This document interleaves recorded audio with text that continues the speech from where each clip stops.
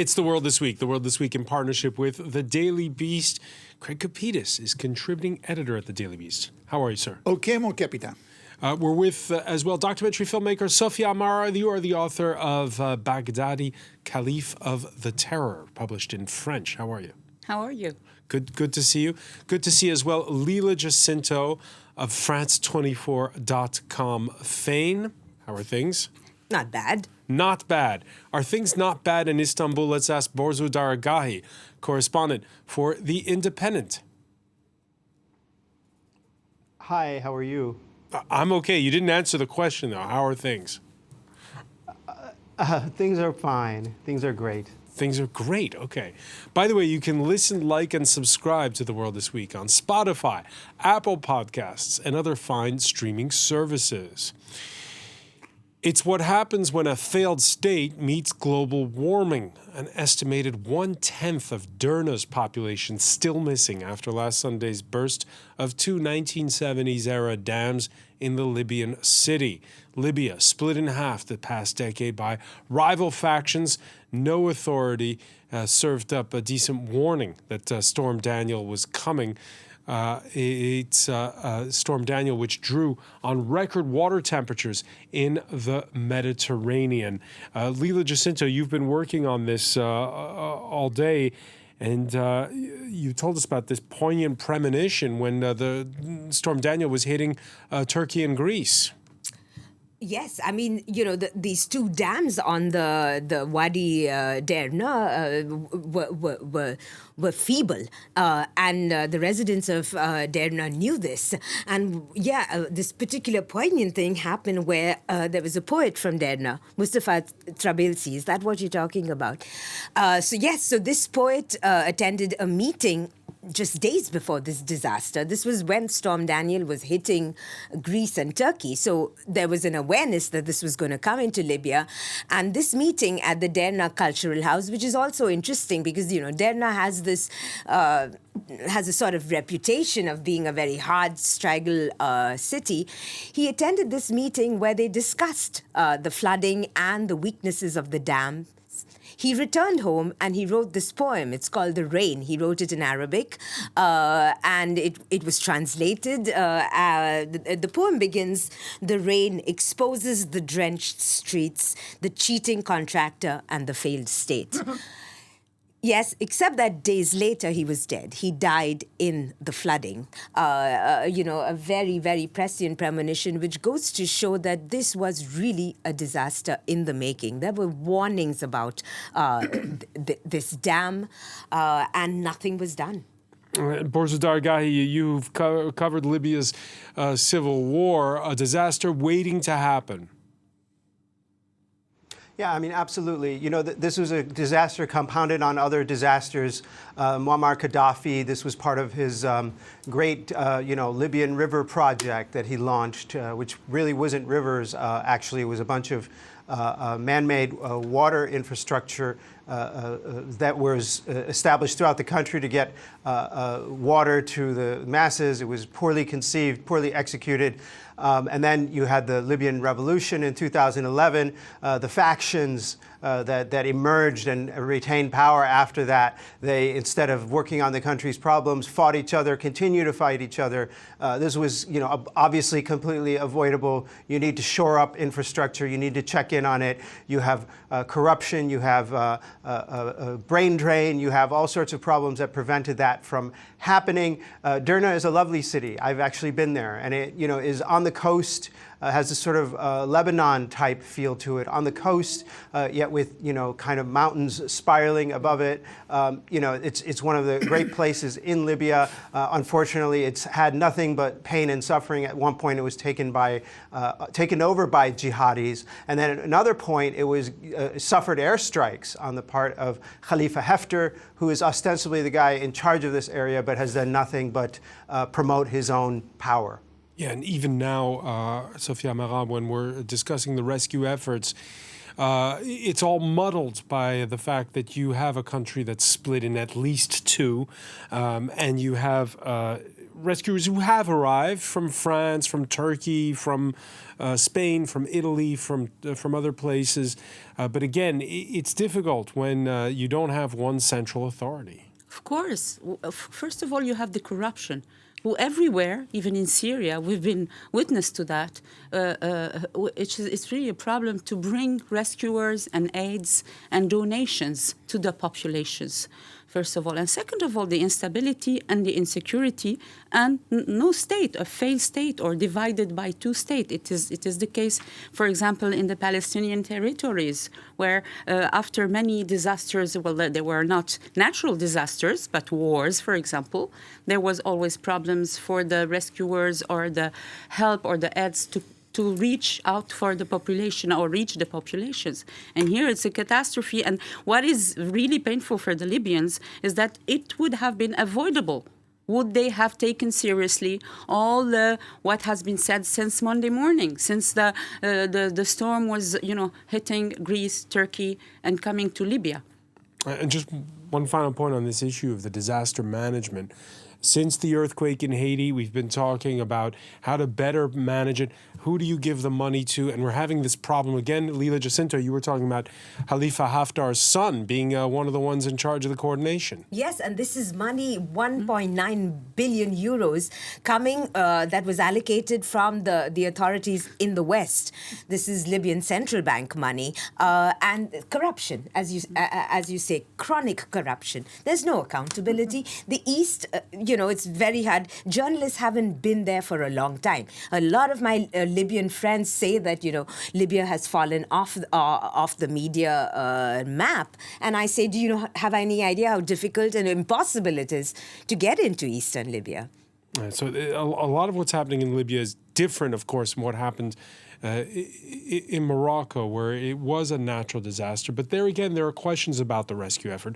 Let's talk about what's happened there. Libya's disaster coming just one day after Morocco's biggest earthquake in a century, nearly 3,000 killed in last Saturday's tremor in the Atlas Mountains. Marrakesh mostly spared, but remote villages around bearing the brunt.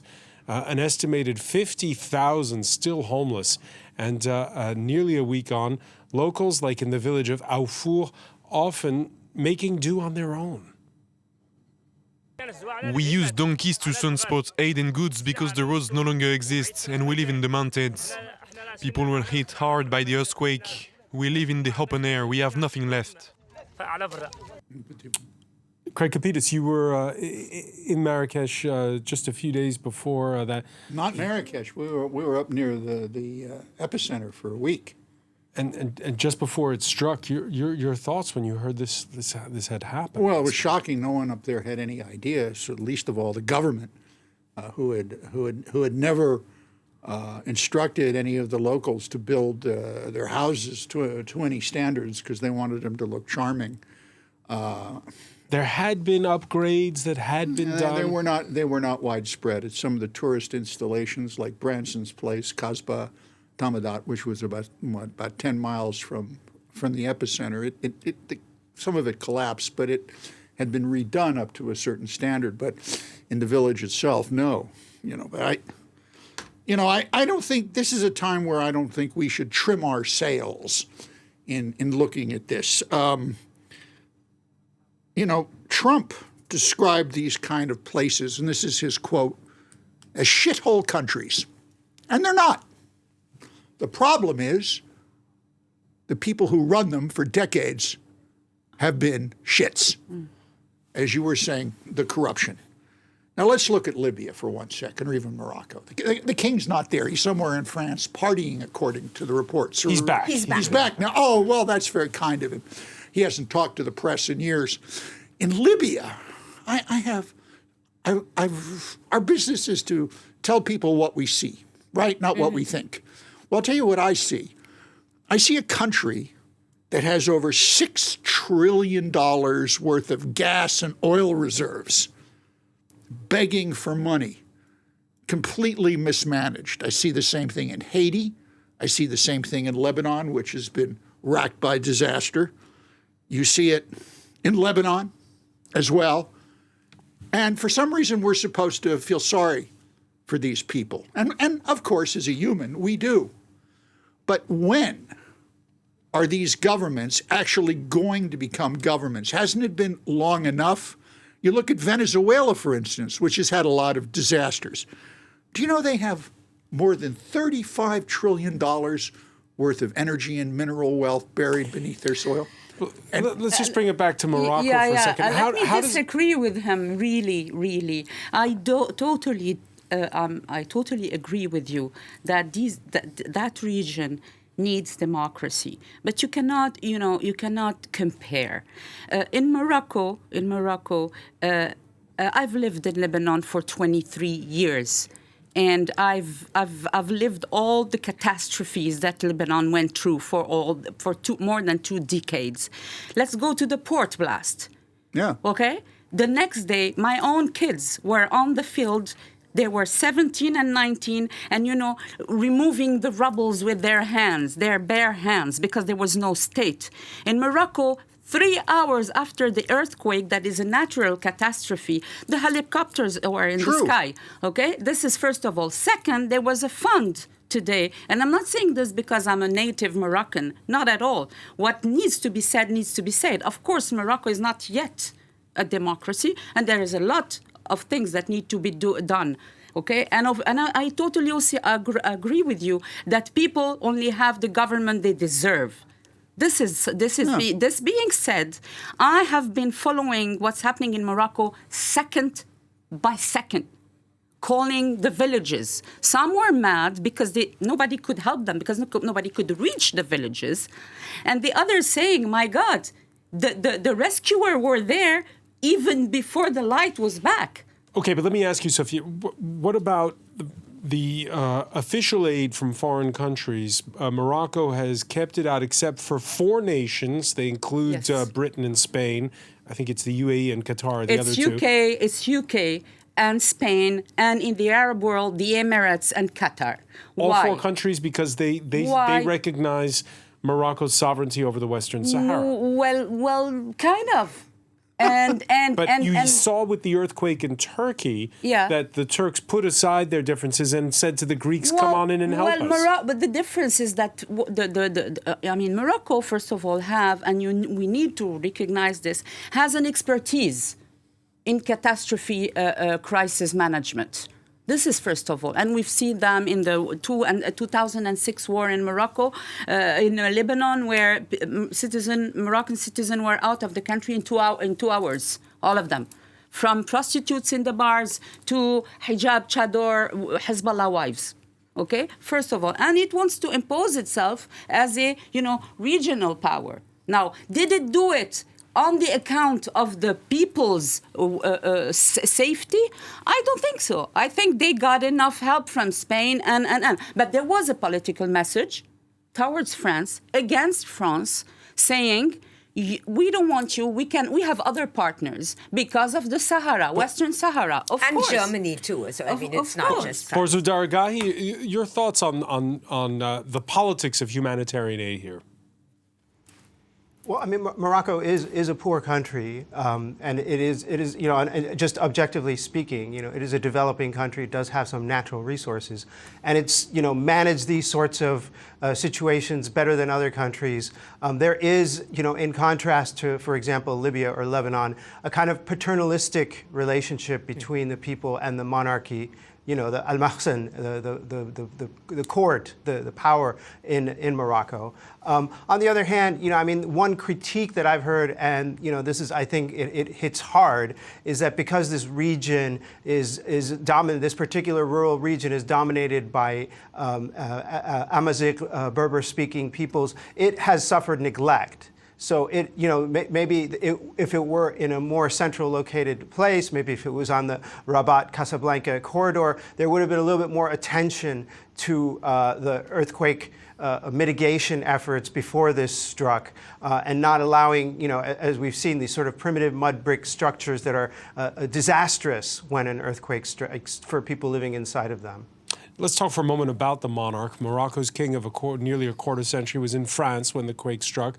Mohammed VI out of the public eye at first before images of him by victims' bedside in Marrakesh surfaced on Tuesday. He's since been filmed chairing emergency cabinet meetings. Lila Jacinto here in France, the press headline on the fact that how low-key the king has been. Craig Capitas mentioning there how Mohammed VI doesn't grant interviews, doesn't speak much publicly. Your thoughts? Well, I mean, he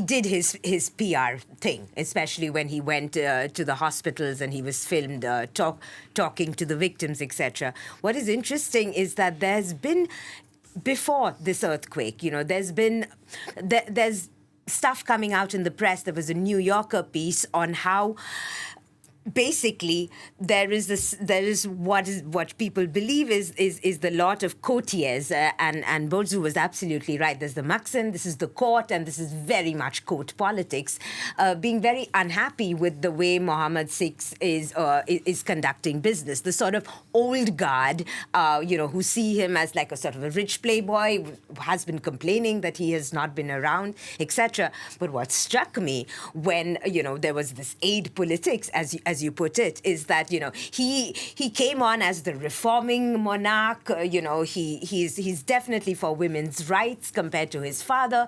But when it comes to the Western Sahara, he's very much a chip of the old block. It's Hassan II. They broke no leeway at all on this. And, down to the question of Algeria. This is Algeria opened its airspace for this disaster. At a time like this, even the Libyan Western government and Eastern government, there is some talk of unity. But, Morocco's, the Algerian Foreign Ministry said that they were informed that they do not need, this airspace. Ultimately, we're looking at regions prospering. We're sitting in European Union where we've gotten over these historic things. And, this Morocco-Algeria diplomacy is really doing nothing for its citizens. Do you regret, Sophia Mara, on a personal note, that Morocco doesn't reach out more to Algeria in this moment when they are making this offer? I think at least what I can notice from a journalist and neutral point of view, that Morocco and its king has been totally deaf to any kind of what I would call earthquake diplomacy or, catastrophe diplomacy. They don't want to hear whatsoever unless people recognize the sovereignty over Western Sahara. It's their problem. And what I regret personally, to answer your question, Francois, is that, or not that I regret it, but I wonder, as a citizen, did Moroccan casualty people there, at the moment it just happened, did they suffer of any lack because of the king's decision to be really firm on that issue? Why doesn't the king speak? Why won't? It's his nature. It's his culture.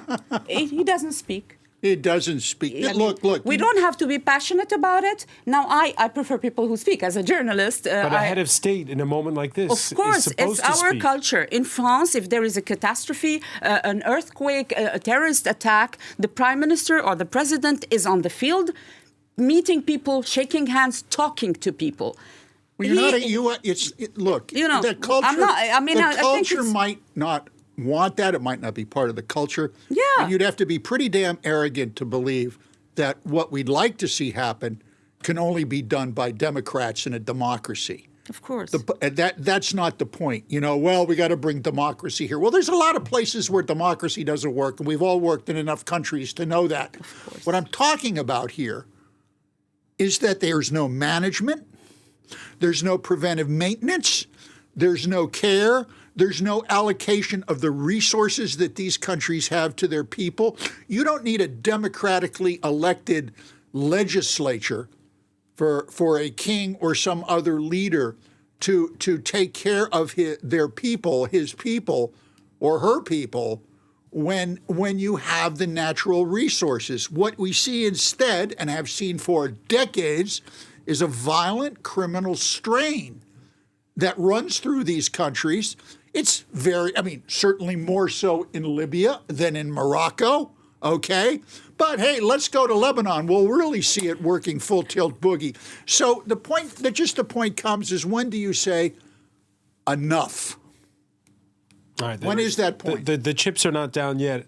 Speak of accepted outstretched hands, we're going to turn our attention to another part of the globe. Ukraine's pain could be North Korea's gain. Kim Jong-un hopping aboard his armored train for a cross-border trip to Russia's Far East for a space and aeronautics conference, visit to a jet fighter factory this Friday, and a meeting with Vladimir Putin.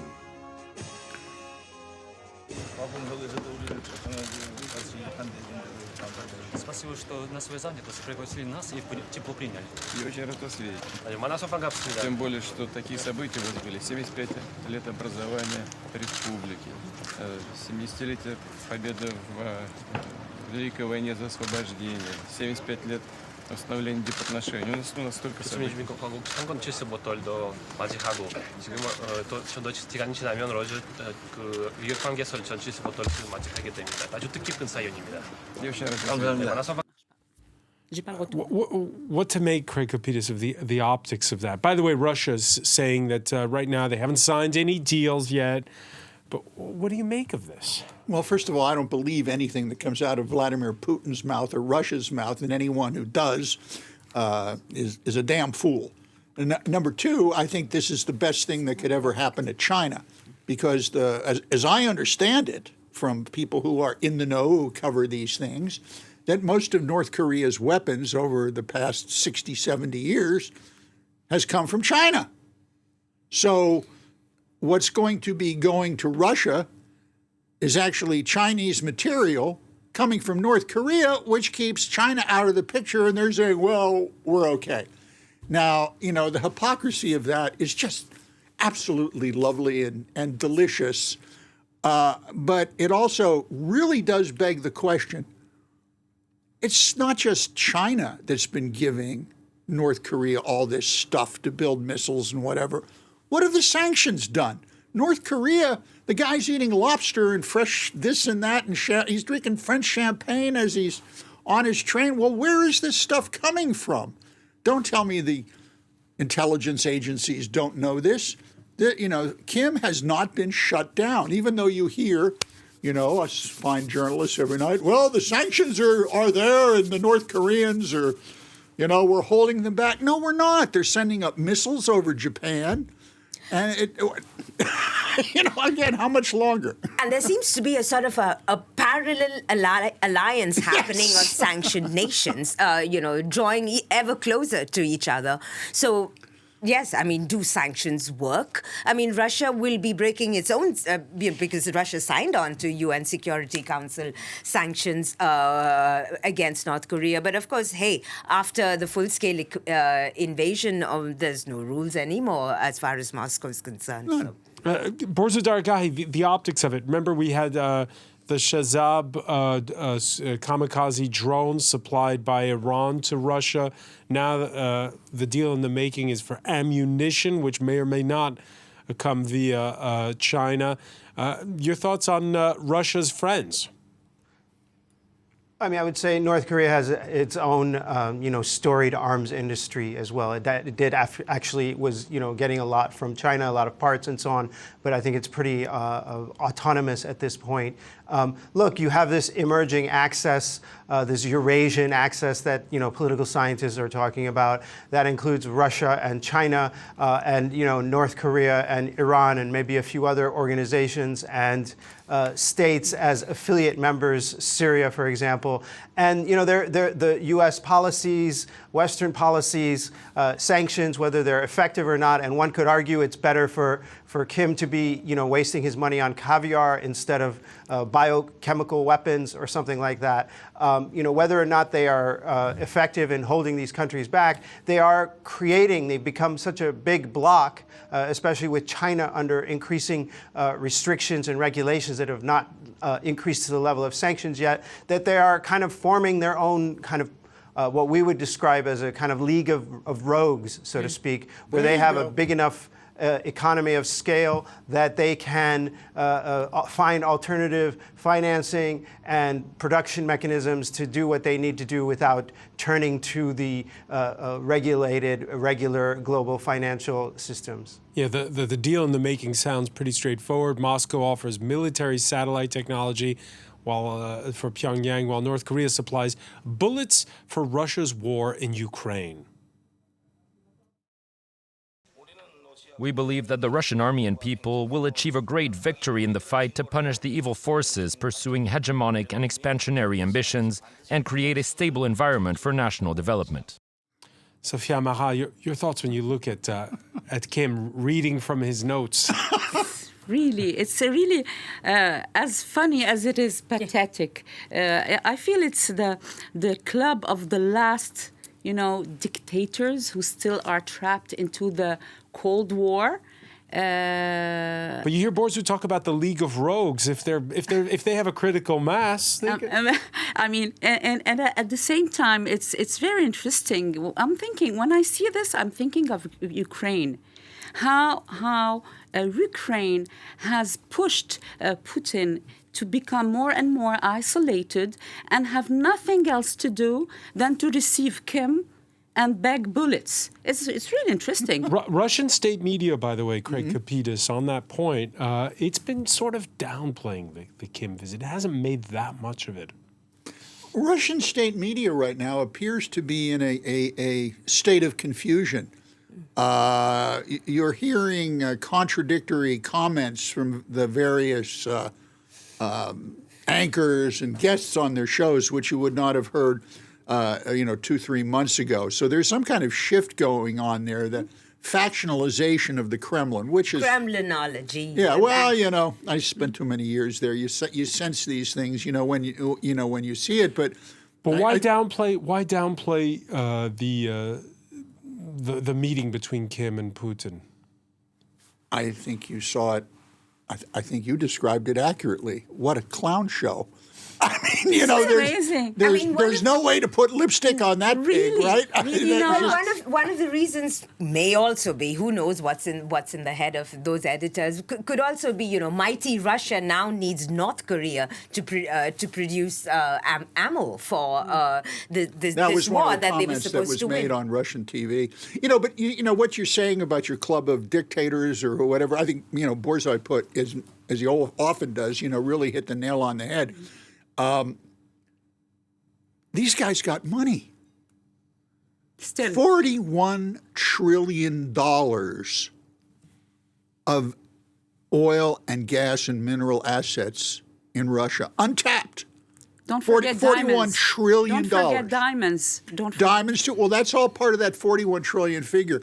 And I'm starting always back to my economic training. But if you don't have money, you can't play the game. And Russia's got a lot of money, and they have stuff that people want and that they're getting despite the sanctions. And Moscow is also reaching the global south. I mean, at this stage, South Africa is in Moscow's pocket. So, I mean, if we talk about yes, in Moscow's pocket, okay, that's pocket. Is it possible, like in 10 seconds, to explain to me something I don't understand? Why is Modi giving Putin wet kisses?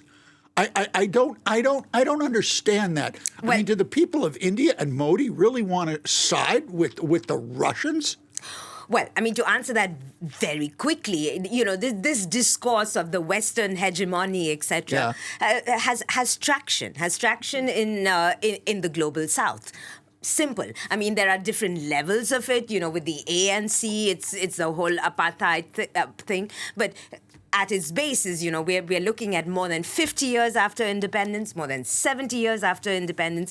This discourse is still stuck in the 1960s, and this goes for, the extreme right and, the left liberals in these countries. That's what stuns me. Mm-hmm. The stakes are not the same as, in the height of the Cold War, but the global South is transactional, period. Right. While in the far eastern city of Komolotsk for that space technology conference, the Russian president heaped praise on the private entrepreneur whose SpaceX supplies NASA. As for private business, Elon Musk is certainly an outstanding person. It must be admitted. I think this is recognized all over the world. An active, talented businessman. He does a lot, including with the support of the American state. Forza Dargahi, what's that about? I mean, I think it's part recruitment, trying to seduce this guy as he did Trump with flattery. And it's part, playing on the divisive role that Elon Musk plays in U.S. politics. It's going to be the mother of all presidential elections next year in the U.S. It's going to be divisive and toxic, and he is just, making sure that left-right divide in the U.S. is going to be as simmering and explosive and disruptive as possible. You're going to see Elon Musk is a hero to some Americans. He's a fiend and a bad guy to some others, and he's just playing on that. You're going to see a lot more of that. You're going to see probably, maybe not as the old tricks won't work, and maybe this is the new tricks. It's the more transparent way of playing, the what do you call them? Active measures game. So this will be probably part of the plan by the Russians and probably others to get maximum disruption out of the election next year. And that partisan divide was on display on Capitol Hill on Wednesday, just ahead of a book launch that delves into Musk's refusal to let the Ukrainian military use his Starlink satellite system to target Crimea. He's one of a host of tech titans that were invited to Washington to discuss regulation of artificial intelligence. Some of those lawmakers not at all pleased to see him. Congress needs to investigate how it is that one billionaire is off making public policy and foreign policy for the entire world. We need to investigate how this happened, what's in those contracts that permits him to have this kind of power.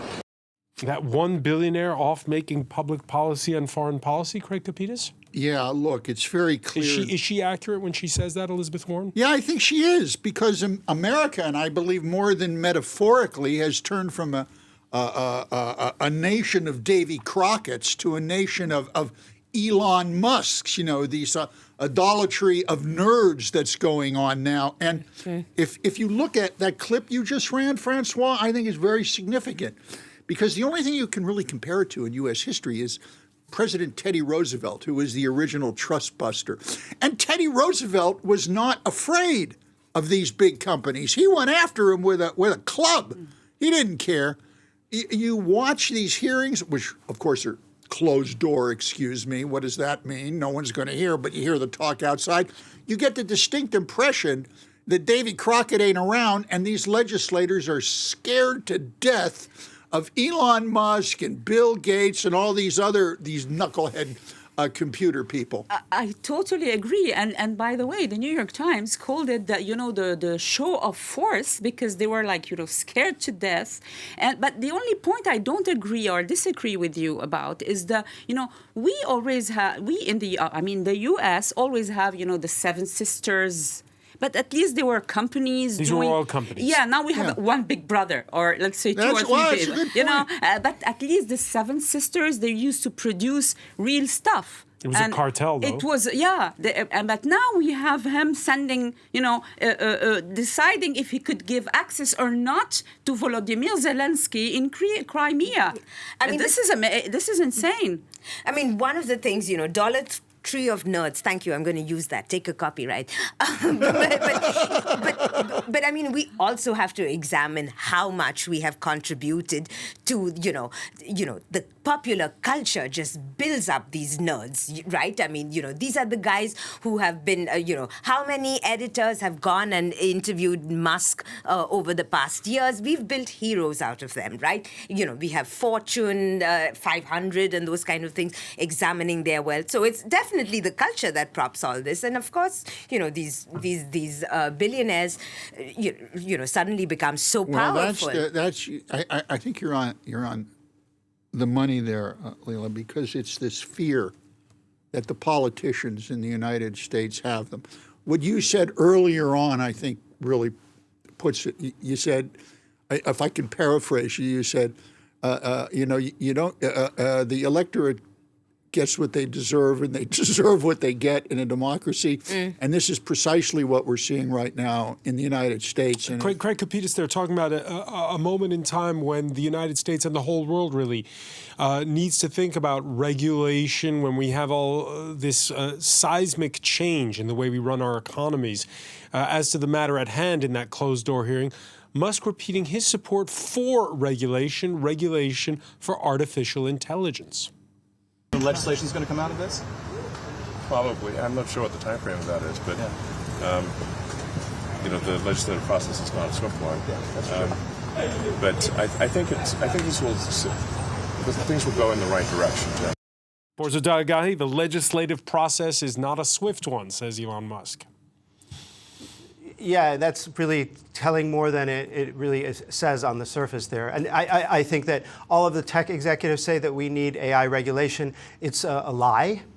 They don't really believe that. They want to do what they want to do, but they know that if they come out strongly against AI regulation, it will create the only thing that will make sure that AI regulation does happen, and promptly a public outcry. And so they're basically trying to soothe the public, prevent them from putting pressure on their lawmakers, and meanwhile create facts on the ground with regard to AI infiltrating the economy, destroying the work of creatives, including us journalists, stealing the work of artists and appropriating it, and transforming the economy to a point where it's too late. This is an attempt to soothe the public that AI regulation is coming and prevent a public outcry. My pessimism about this extends to the point of even suspecting the sincerity of other pessimists among us. I don't trust Musk. I've never heard of anyone except the techie ideologues who get behind him. Back in the 70s and early 80s, remember the phrase "revenge of the nerds"? Well, boy, they've gotten their revenge, and made a lot of good things. But where's the legislator? Where are the Teddy Roosevelts? Where are the Davy Crockett's? They're not there anymore. No, of course not. America, which used to be monitor the world, help the world grow, it's not. It's Mother gone. of laws. Yeah, it's gone. Yep. It's gone. First, Morocco was America's first ally. Yeah, That's true. yes, First true. country to support the United States. Yeah. There's a great And vice versa. Yeah, yeah. Where is that talk anymore? It's gone. Doesn't exist. Let's turn back the clock 1 year. A year ago this Saturday, 22-year-old Mahsa Amini died in the hands of Iran's morality police after she was picked up for improperly wearing the headscarf, which has been mandatory since the 1979 Islamic Revolution. And that lit a spark. These are archive images that you're looking at. Not so many protests on this anniversary as there were at the outset, Borzo Daragahi. What mark will the events of the past year leave? They will leave a tremendous mark, but what is kind of unusual and a little bit depressing is just how little things have gotten in terms of things have gotten better. Nothing has gotten better. Nothing has improved as a result of this situation. Culturally, yes, the battle continues. On the streets of Iranian cities and towns, women are continuing to flaunt the hijab rules, and the government is playing a game of trying to crack down on the one hand and not trying to provoke people on the other hand. But politically, inarguably, things have gotten just worse. The hardliners have gotten more powerful. The government has gotten more consolidated. If there were any cracks and it seems, in the security apparatus, they're completely gone. It seems like it's the case each time. There were those social protests a couple of years back, and every time it seems so the regime seems stronger, not weaker. No, I mean, if you look at 2009, when you had the uprising, there was real political earthquake afterward, and there was a purge of the regime. There was people who were kicked out. There was a realignment and so on, and the government looked really weaker after that. And there was an attempt to offer the people a kind of compromise a few years later in the form of allowing Hassan Rouhani to take the presidency. But right now, there's no Hassan Rouhani's waiting in the wings. There's no possibility of reform. All of the liberal factions have been excised from the political elite. And therein actually lies the long-term weakness. Because, I mean, if you really go to see, yes, they've cracked down, as we expected them to, but life for Iranians is not getting any better, and the anger is just growing. Two things. One, Iran, the regime is on a demographic time bomb. The Mahsa Amini protest, the Jinnah Mahsa Amini protest showed that the youth are not following what the previous generations were doing, which was like talking the talk of reformists, etc. Now we're talking about 60% of the population under 30. Not feasible. The supreme leader is in his 80s. When he dies, there's going to be some sort of succession crisis. You know, these are the structural weaknesses of it. Right now, the two candidates are the President Ibrahim Raisi, detested, or the Supreme Leader's son. So, I mean, structurally, existentially, the regime is weak. How this plays out, we don't know. Could something worse happen? But I really feel that something major happened over the past 12 months. I don't buy that. You don't?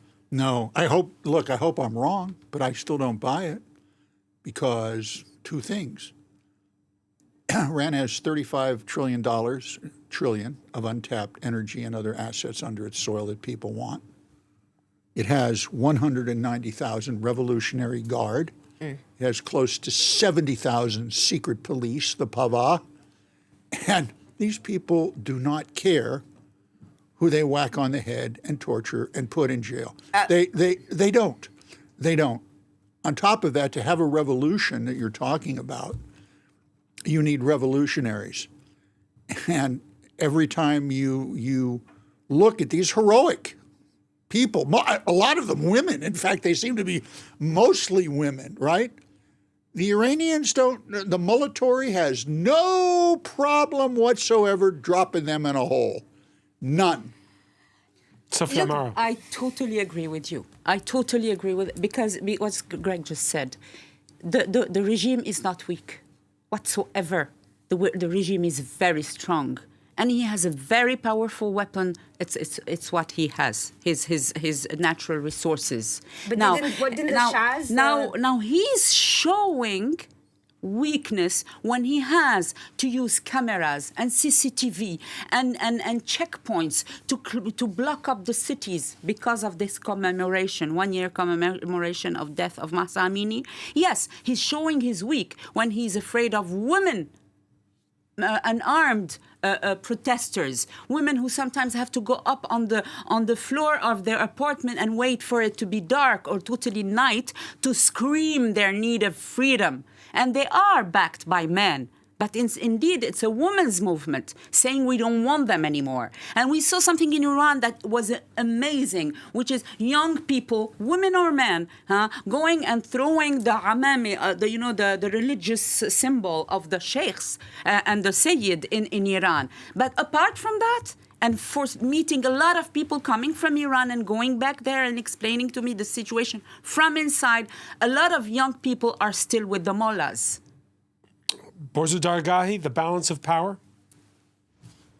The problem is that, because of those very cameras and checkpoints and CCTV and other very, very sophisticated technologies that many dictators around the world now have access to, it's very, I think it's gotten, the world has gotten to a place where it's not that hard for a very tiny minority of regime loyalists to control a big population. I think that goes for Iran, that goes for China, that goes for other countries as well. And this is the really dark part. It's like, you're going to need more than a revolution. You're going to need a massive political movement. You're going to need a very, very, or a huge cultural shift, which has not taken place yet, for any kind of change to come about in any of these very entrenched regimes, especially those that are rooted in these kind of legitimate revolutionary ideologies, China, Algeria, Iran. This is the problem, and I think that is it's a dark assessment, but it's the tools of technology, ironically created by the West originally, are making it easier for these people to stay in power. Yeah. Allow me, François. One of the signs of the power you were just talking about a few minutes ago, in Lebanon today, Lebanon is without a president. The state is totally fallen, and Lebanese who call themselves sovereignists, who wants Iran out, all the influences out, and everything, they're reproaching to France to come and to be, with the pro-Iranian in Lebanon, because France wants to have contracts in Total and etc. I know it's only activist talk. But yet, they do not understand why France sending Le Drian and before him Emier, why the hell are they trying to impose on the one who are fighting in the streets against the Hezbollah and all the people who are accused of killing and of drowning the country, you should negotiate. There was a vote, and the vote said very clearly Hezbollah was out. But we're sort of old enough to know that, when news hits and we're surprised. But then sometimes, what comes next can be worse. That I absolutely admit, but I never say change is not possible. All right, and of course it is. Otherwise, it would be too sad. And we'll have coverage of the death of Mahsa Amini, that anniversary, on Saturday here on France 24 and on France24.com. I want to thank you, Leila Jacinto. I want to thank Sophia Mara, Craig Kapitas. I want to thank as well Borzu Dargahi for being with us from Istanbul. Thank you for being with us here in The World This Week.